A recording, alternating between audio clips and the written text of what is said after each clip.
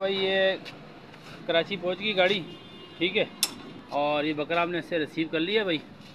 Turgor भाई बहुत मेहरबानी, बहुत शुक्रिया यार। आज 5 तारीख है और आज ना एतवार का दिन है। ये बकरा जा रहा है कराची में। मक्खी जी ने बकरा हमारे बहुत ही अच्छे कस्टमर हैं, उनके पास जा रहे हैं कराची में। अच्छी क्वालिटी वाला बकरा है, कराची में जा रहा है ये बकरा। कराची वाली इसी गाड़ी पे अभी कार्गो कराते हैं। ये ना सीटों के अंदर लोड करवाएंगे। ये देख रहे हैं कराची वाली गाड़ी है, सीटों के अंदर लोड करा रहे हैं। ये देखें, आगे सीटों के नीचे रख दे भाई। आगे से आपको दिखा देते हैं।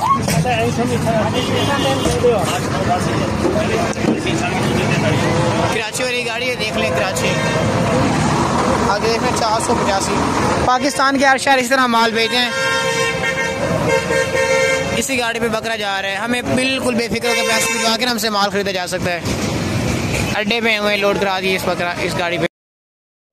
हाँ भाई ये कराची पहुंच गई गाड़ी, ठीक है। और ये बकरा हमने इससे रिसीव कर लिया भाई। टगर भाई बहुत मेहरबानी, बहुत शुक्रिया यार। माशाल्लाह से जो चीज़ आपने बताई थी वही चीज़ है, ठीक है। बहुत मेहरबानी भाई।